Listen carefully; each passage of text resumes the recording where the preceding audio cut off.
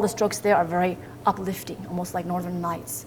And then this one here, you have the image of a meditating Buddha to bring serenity.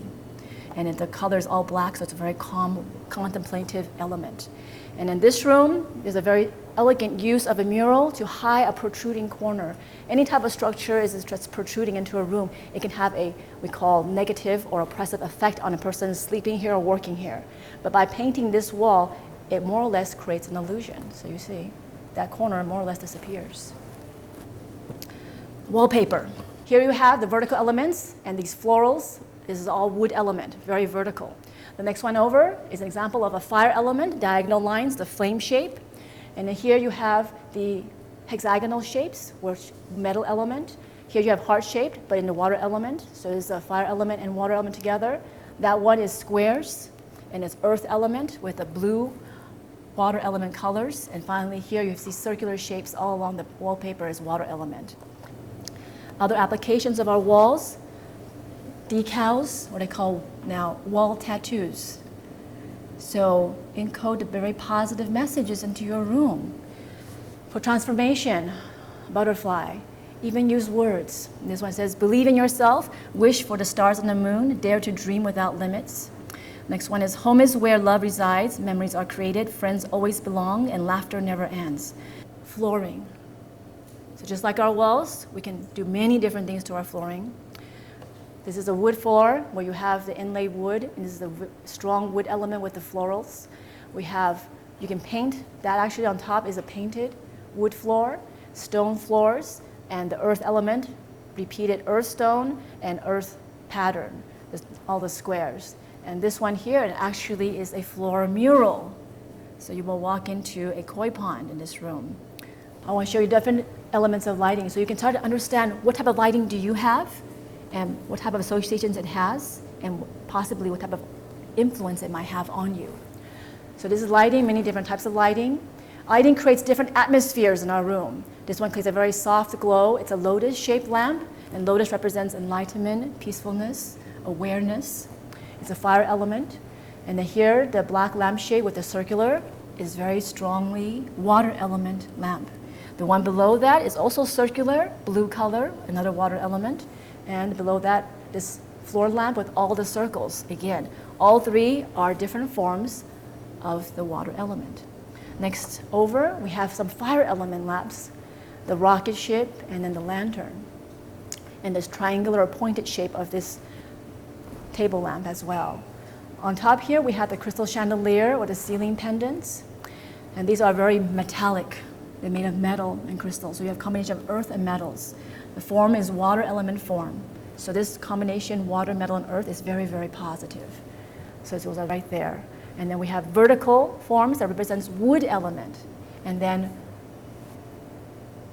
lights that are shaped as leaves, as flowers, as plants. Also we call wood element. So you can now see what type of element lighting you have and possibly what type of effects it might have on you. Our bed and our desks at work. So first, our beds. Here you can see, I think it's very clear now. You can identify very quickly what type of element each one is. The top one is red. The headboard is pointed, flame-shaped. This is a very strong, passionate fire element bed. The one in the center is a metal frame. It has a curve, so it has two elements in here. It has both the metal and the water element because of the black color. But most canopy beds or beds that have some sort of overhang, if it's too low when you're sleeping here, you might start to feel this pressure of the overhang.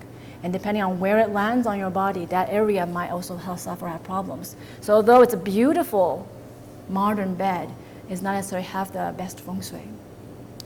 Another bed here is a circular bed. That is, of course, the water element bed.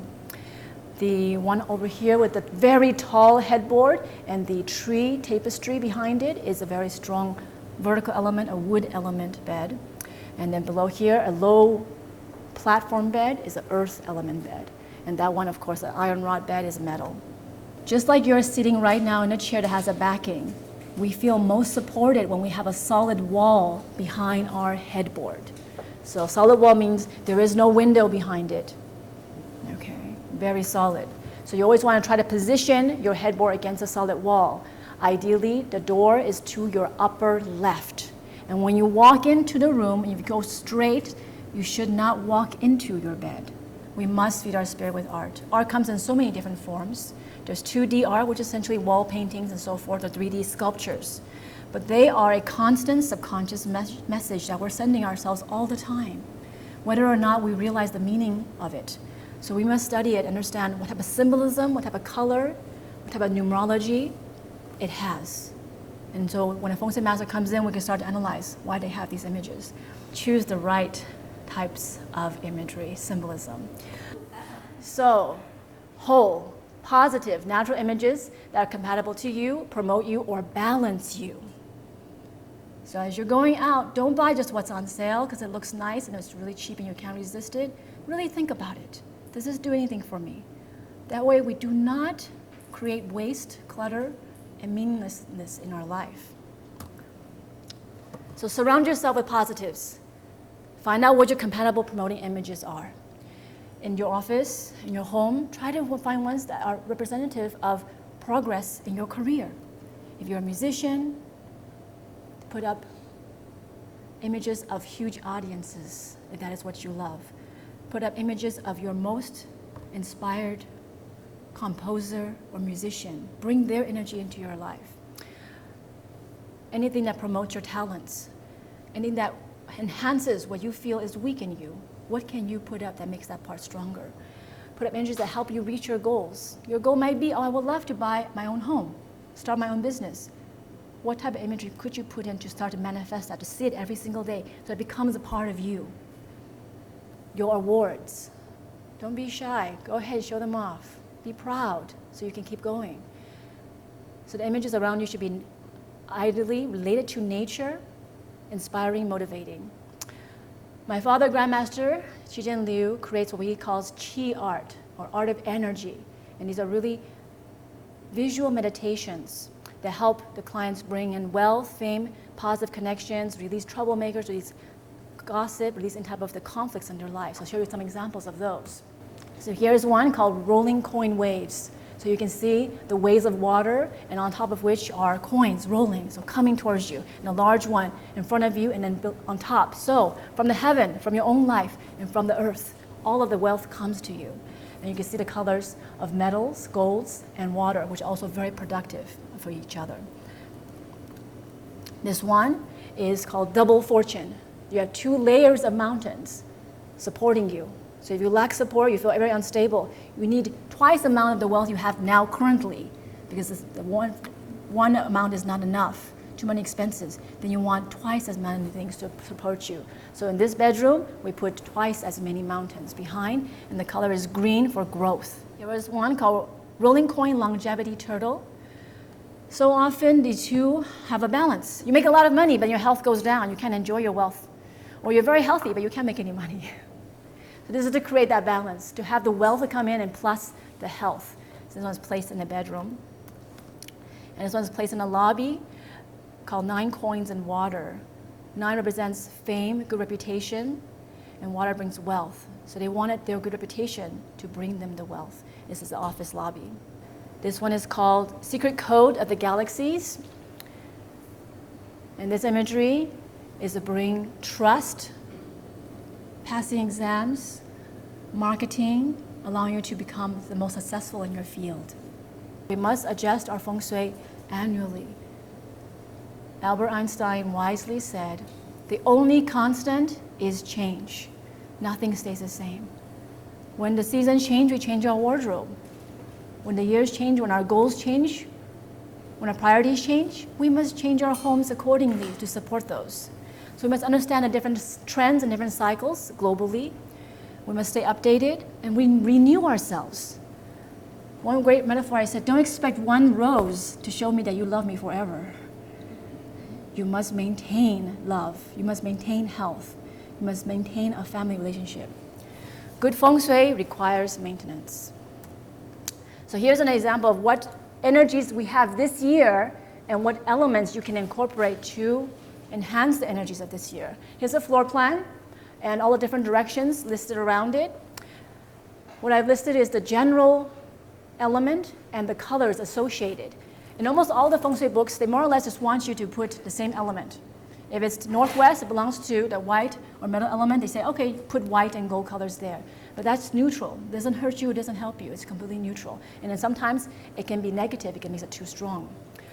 But every single year, there are different energies or stars that enter to that direction. And you need to accent colors or change colors around to either neutralize a negative effect or enhance or activate a positive effect. So this year, the north direction has the star 3. And the accent colors you need to use in the north room relates to the metal element and the water element. So in the northwest and west, you need to accent with fire and earth. The southwest and northeast accents you need in the northeast metal and in the southwest fire. In the east and southeast, the accents you need in the east is water and in the southeast also water. And finally in the south, the accents you need for this year is the wood element. You are both the artist and the canvas. It's a very, very powerful imagery to see. You are creating your life every day. So it's very, very important for us to know that we can draw from nature. We cannot turn away or go against nature.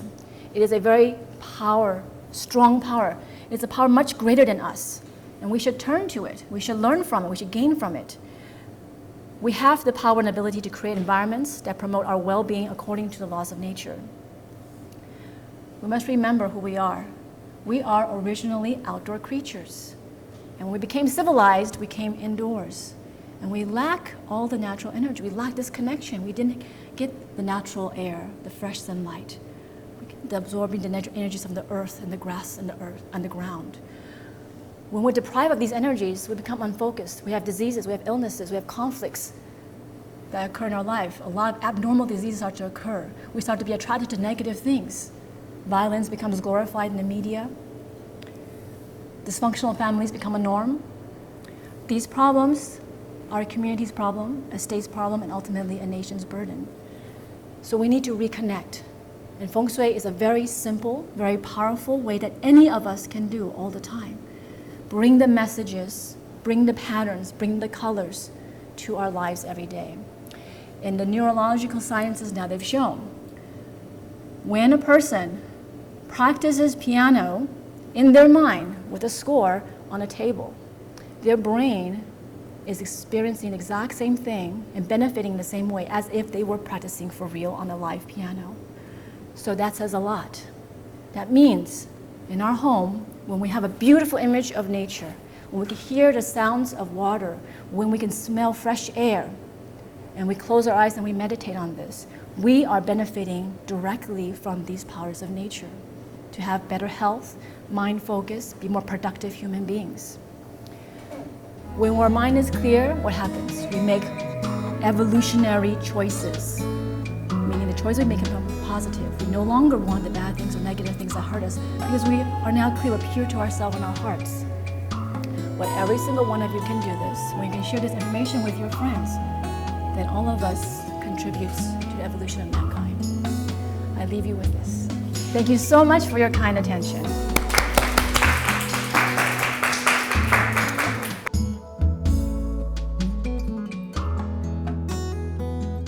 When we do Ikebana, we use this one called kenzan. Kenzan is a frog, but be careful. You don't want it too short or too long. About medium size is the best one to do. Use this as a filler. Use any type of flowers to do the arrangement. The basic foundation of flower arrangement is the shin, soi, hikari. So you need 3 different levels of length. Okay, shin is usually a diameter plus the depth. Okay, so you figure this is the diameter, right? And this is the depth. Now if I want to, that's the standard size. But if you want to make a big arrangement, then you do the double. So this is about the double. The shin usually is at 15 degrees, and then soi at 45 degrees, and hikari at 75 degrees. And this is like a map, so to speak. You're going to make it like a triangle. Okay, so this will be like this.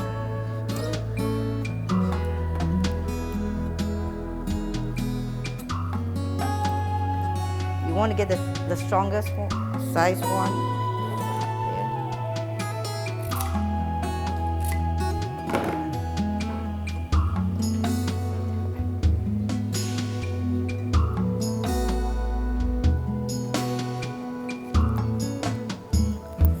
This 15, right?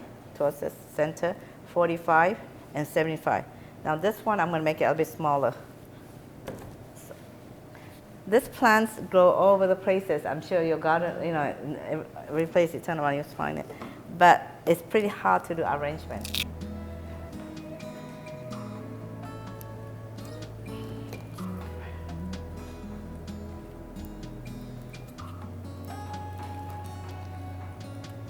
Okay, that's a basic line.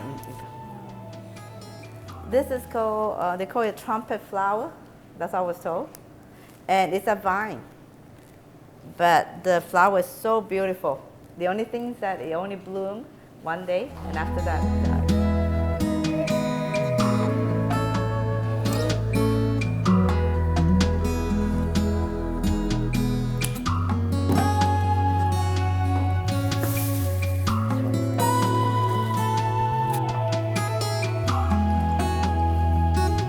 There's some branches outside you could cut.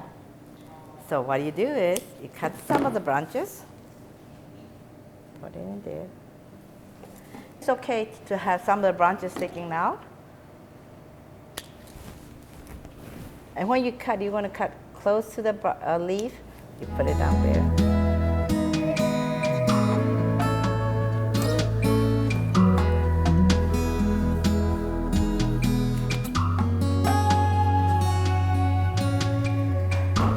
So it's like a table centerpiece. So if somebody want to use a lemon, you just take it out and cut it. It's called sago palm, right? Sago palm, Christmas time comes, you go, well, I need to do some kind of arrangement. If you put it upside down, what does it look like? Like a feather, but it also looks like a tree, exactly. So you can use this arrangement upside down.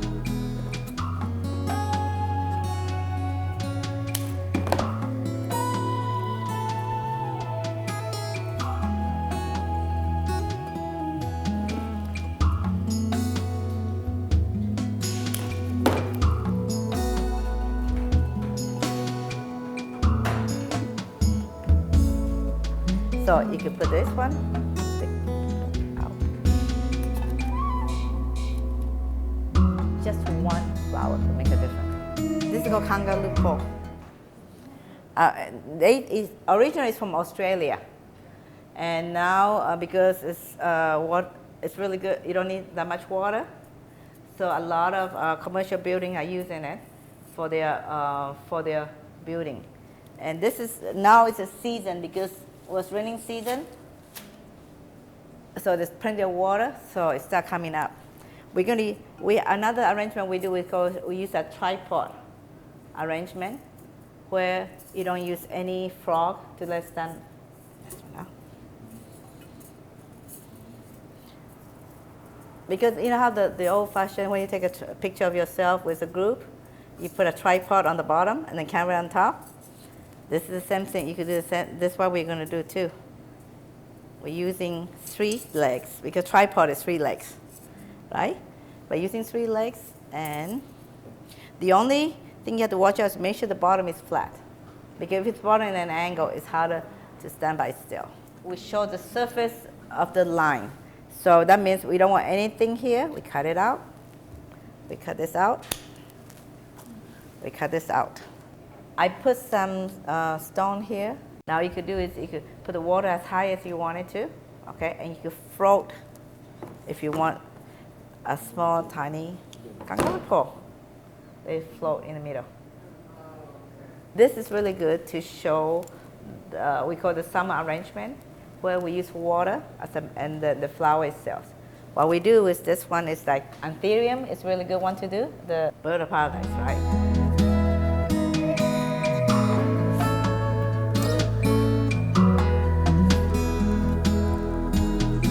The beauty of each individual plants.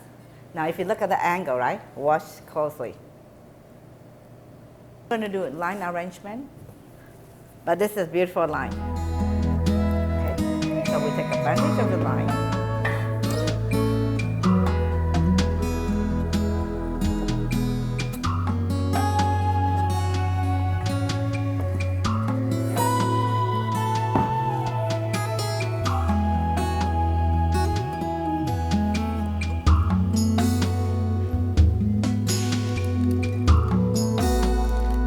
Hydrangea, right? But I don't have a lot of hydrangea. But you'll be surprised, one hydrangea could make a difference.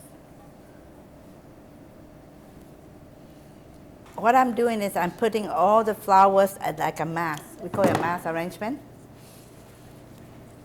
And then you can just tie. You don't need to wire. You can just use a rubber band, tie them together,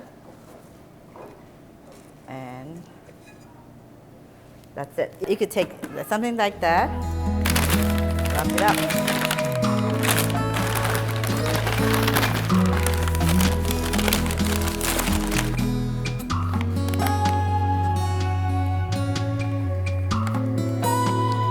you have a vase with a flower, just one flower in it. Palm leaf, we could cut it up like this. And this is something that people throw it away. Now you could do the arrangement with this one. Two bases in here, that's why. You can put it in like that or just leave it like this down. Simple flowers from the garden or any place, you can just put it in here.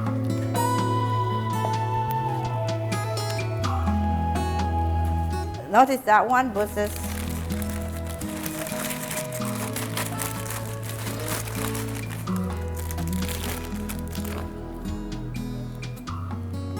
that will give you another different arrangement. Coming to the entrance, you don't have anything. Cut the palm, arrange it that way, put it in. This is made from orange juice container.